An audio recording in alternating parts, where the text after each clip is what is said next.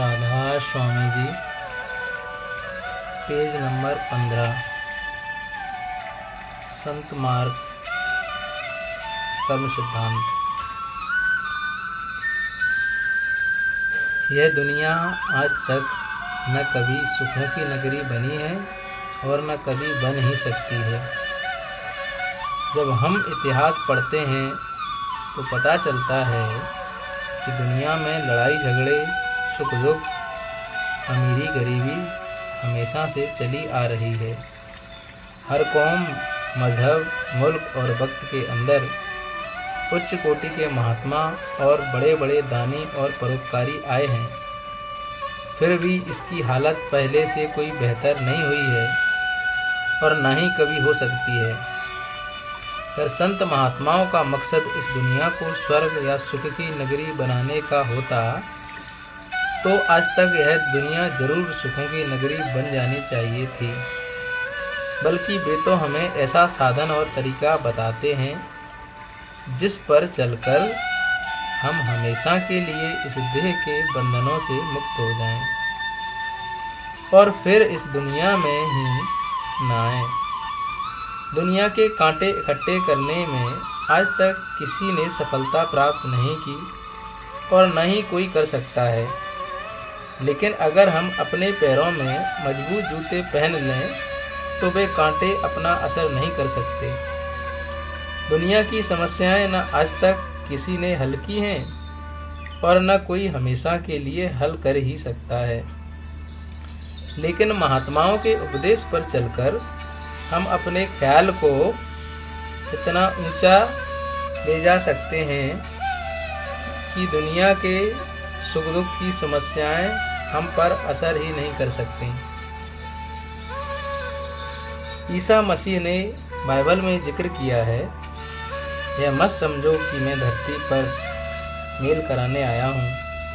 Mail कराने के लिए नहीं बल्कि तलवार चलाने आया हूँ, क्योंकि मैं तो आया हूँ कि बेटे को उसके पिता से और बेटी को उसकी माँ से और बहू को उसकी सास से अलग कर दूँ। यानी मैं इस दुनिया को सुख और शांति की नगरी बनाने नहीं आया बल्कि जीवों को यहाँ से आज़ाद करने आया हूँ। माँ बाप, बेटे बेटियाँ वगैरह के आपस के मोह के बंधनों को काटने आया हूँ। एक दूसरे के लगाव, मोह या प्यार की जंजीरों को तोड़कर उनको आज़ाद करने आया हूँ। निसंदेह संसार में परोपकारियों और समाज सुधारकों की कोई कमी नहीं है। यहाँ अनेक दयालु और नेक महापुरुष हुए हैं, लेकिन जो उपकार संत महात्माओं का इस दुनिया पर है वह किसी और का नहीं हो सकता। मिसाल के तौर पर एक जेल खाने में बहुत से कैदी हैं। एक परोपकारी देखता है कि गर्मी का मौसम है और उन कैदियों को ठंडा पानी पीने को नहीं मिलता। वह उन पर तरस खाकर बर्फ डालकर शरबत वगैरह का प्रबंध कर देता है। उसने उन कैदियों पर बहुत उपकार किया। दूसरा परोपकारी सोचता है कि कैदियों को अच्छा खाना नहीं मिलता। वह दया करके अच्छे अच्छे स्वादिष्ट भोजन, मिठाइयाँ आदि बनवा कर उनको दे देता है, जिससे कैदी और खुश हो जाते हैं।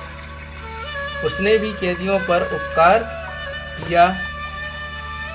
तीसरा परोपकारी देखता है कि तेज सर्दी का मौसम है। उन कैदियों के पास सर्दी से बचने के लिए गर्म कपड़े नहीं हैं। उसने काफ़ी रुपए खर्च करके उनको सर्दी से बचाने के लिए गर्म कपड़े बनवा दिए। इस परोपकारी ने शायद पहले परोपकारियों से अधिक उपकार किया। इन सभी परोपकारियों ने कैदियों पर तरस खाकर उपकार किया, जिससे कैदियों की हालत पहले से अच्छी हो गई। वे सी क्लास से ए क्लास के कैदी तो बन गए, उनको जेल खाने में ज़्यादा सुख और आराम भी प्राप्त हो गया। लेकिन इन सब परोपकारियों के होते हुए भी कैदी तो जेल खाने में ही रहे। चौथे परोपकारी ने, जिसके पास जेल खाने की चाबी थी, कैदियों पर तरस खाकर जेल खाने का दरवाजा ही खोल दिया और उन्हें हमेशा के लिए आज़ाद कर दिया।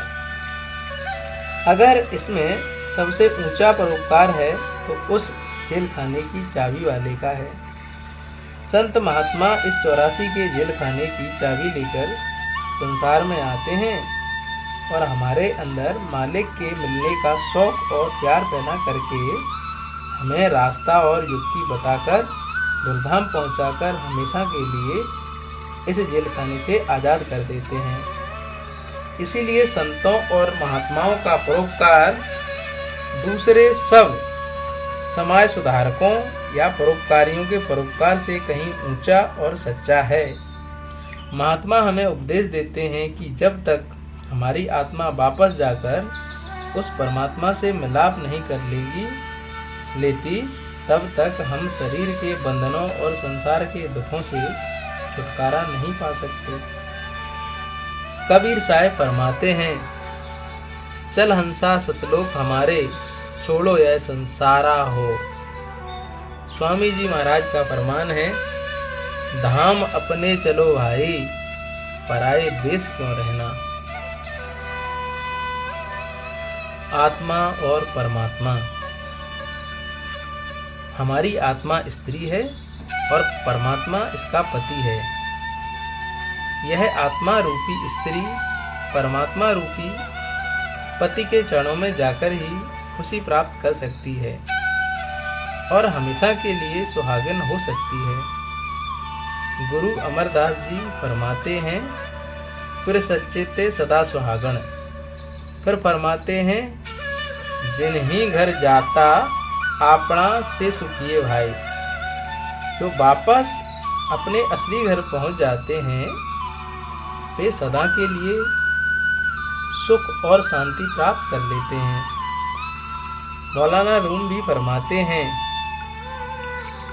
ई जहां जिंदा ओ माँ जिंदानिया, हुफरा कन जिंदा व खुदरा व रिहा।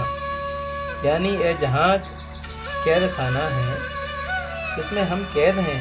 कैद खाने की छत में सुराख करके यहाँ से भाग निकलो।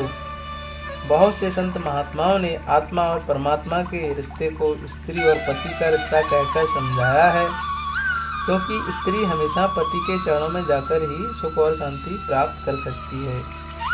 अगर एक स्त्री अपने पति के चरणों से दूर हो जाती है तो उसे चाहे दुनिया भर की इज्जत दे दें, कितना ही रुपया पैसे दे दें, उसके मन को कभी सुख और शांति नहीं मिल सकती। वह अपने प्रियतम या पति के प्यार में ही सुख और शांति का अनुभव कर सकती है। गुरु अर्जुन देव जी फरमाते हैं, हर नाह न मिलिए साजने मत पाइए विश्राम, जित हर घर कंत न प्रगटई भटनगर से ग्राम। श्रव सिगार तंबोल रस सण देही सब खाम। राम कृष्ण परमहंस परमात्मा और आत्मा के रिश्ते को माँ बेटे के रिश्ते से याद करते हैं। जब तक बच्चा माँ की निगरानी में, उसे कोई चिंता नहीं रहती और वह हर प्रकार से खुश रहता है। ईसा मसीह ने इस रिश्ते को बाप और बेटे के रिश्ते से याद किया है, क्योंकि जब तक बेटे के सिर पर बाप की छत्र छाया है, उसे कोई गम या फिक्र नहीं हो सकता। इसी तरह हमारी आत्मा परमात्मा को पाकर ही सच्चा सुख और सच्ची शांति प्राप्त कर सकता है। संसार की अवस्था। सहजो बाई तो एक बहुत प्रसिद्ध महात्मा हुए कहते हैं, धन बनते सब ही दुखी, निर्धन हैं दुख रूप। साधे सुखी सहजो कहे, पायो भेद अनूप। इस प्रकार कबीर साहब फरमाते हैं कि राजा और प्रजा सब दुखी नजर आते हैं। तन धर सुखिया कोई न देखा, जो देखा सो दुखिया हो। उदय अस्त की बात कहोत हैं, सबका किया विवेका हो। घाटे वाले सब जग दुखिया, सत्याग्रही बैरागी हो। सुखदेव अचारज दुख के डर से गर्भ से माया त्यागी हो। जोगी दुखिया जंगम दुखिया तपसी को दुख दूना हो। आशा तृष्णा सबको व्यापे कोई महल न सुना हो। साच कहो तो कोई न माने झूठ कहा नहीं जाई हो। ब्रह्मा विष्णु महेश्वर दुखिया जिन यह राह चलाई हो। अवधू दुखिया भूपति दुखिया रंग दुखी विपरीती हो। कहें कबीर सकल जग दुखिया संत सुखी मन जीती हो। आहा। तुलसी साहिब भी अपनी वाणी में संसार के दुख के बारे में इस प्रकार कहते हैं। कोई तो तन मन दुखी कोई चित्त उदास। एक एक दुख सवन को सुखी संत का दास। गुरु नानक साहिब फरमाते हैं, नानक दुखिया सब संसार। दुनिया के सब जीव अपनी अपनी जगह दुखों और मुसीबतों के मारे हुए हैं। असली सुख और शांति उसी को है जिसने मालिक की भक्ति और प्यार का आसरा लिया हुआ है। हम दुनिया के जीव उस परमात्मा को तो भूले बैठे हैं, उसकी खोज नहीं करते, उसकी भक्ति की ओर हमारा ख्याल ही नहीं है और दुनिया की शकलों और पदार्थों में सुख और शांति ढूंढने की कोशिश करते हैं। हम सबका अनुभव है कि जितना हम उस परमात्मा को भूलकर सुख और शांति ढूंढ रहे हैं, उतना ही दिन रात ज़्यादा दुखी होते जा रहे हैं। क्योंकि जिन शकलों और पदार्थों में हम सुख ढूंढ रहे हैं, वे सब चीज़ें आरजी हैं और उनका सुख भी केवल आरजी ही हो सकता है। जब तक हमें वह चीज़ ना मिले जो कभी नाश ना हो, हम उसे अपना ना बना लें, हम सुख और शांति कैसे प्राप्त कर सकते हैं? क्योंकि जिस चीज़ के आने में खुशी होती है, उसके जाने में वैसा ही दुख होता है। शादी के समय हमारे मन में कितनी खुशी होती है, लेकिन अगर उसी साथी से झगड़ा हो जाए तो हम कितने दुखी हो जाते हैं। जिस संतान के जन्म पर हम दावतें करते हैं, खुशियाँ मनाते हैं, और वही संतान नालायक निकले, कहने में न चले, बीमार हो जाए, परमात्मा उसे वापस बुला ले, तो जरा सोचें कि वह हमारे लिए कितने दुख का कारण बन जाती है।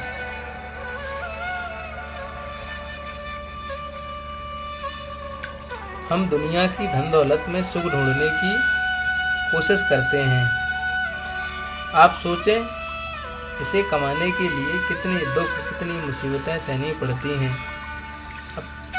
अपने कीमती उसूलों को भी कुर्बान करते हैं, सेहत का भी सत्यानाश कर लेते हैं और कई प्रकार की मानसिक बीमारियां मोल ले लेते हैं। फिर इसको रखने में कौन सी शांति प्राप्त होती है? अगर बैंकों में रखते हैं तो उनके फेल हो जाने का खतरा है। कभी आयकर और बिक्री कर की चिंता लगी रहती है, कभी यार दोस्तों से मुकर जाने की फिक्र है कि शायद वे रुपया लेकर वापस ना करें, और जिस वक्त वही दौलत जाती है, अच्छी तरह दुखों और मुसीबतों में फंसाकर ही जाती है। कभी डॉक्टर की फीस में होकर निकलती है, कभी मुकद्दमों में उलझाकर चली जाती है। कितने दुखों और मुसीबतों से कमाई, लेकिन फिर भी सुख न दिया।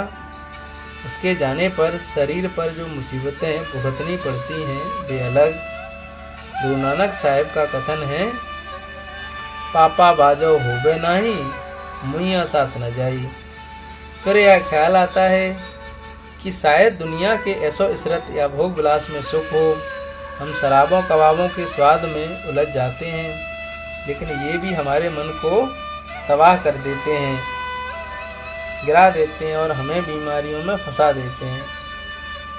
कभी हम हुकूमत के नशे में सुख ढूंढते हैं या राजनीतिक नेता बनने का शौक़ पैदा हो जाता है। जिस समय लोग हमें आदर और मान बढ़ाई देते हैं, हमारे जुलूस निकालते हैं, अखबारों में तारीफ करते हैं, हमारा मन फूला नहीं समाता।